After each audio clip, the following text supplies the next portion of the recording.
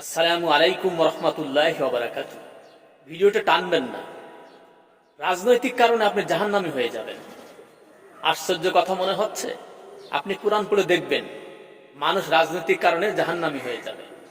আপনি রাজনীতি যদি আল্লাহর বিরুদ্ধে করেন, রসুলের বিরুদ্ধে করেন, লেলিন কালমার্কসের পক্ষে করেন, কাফের বেঈমানের পক্ষে করেন, তাহলে আপনার নামাজ রোজা কোথায় যাচ্ছে আপনি ভাবতে পারছেন একবার?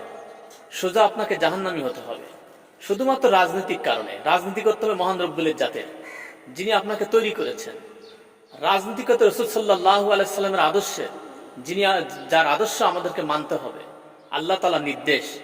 তো যদি আপনি রাজনৈতিক কারণে রাজনীতি যদি করেন কাফের বেঈমান লেলিন কালমার্কসের এবং মানুষের তৈরি করা মতবাদে, তাহলে আপনার স্থান জাহান্নামে ছাড়া কিন্তু আর কোথাও জায়গা হবে না। এটা মনে রাখবেন। আপনি খাবেন আল্লাহ, করবেন আল্লাহ, সবকিছু আল্লাহ আপনাকে দিয়েছে, আপনি আল্লাহর বিরুদ্ধে ছাপ্পা মারবেন, ভোট দিবেন, এটা তো হতে পারে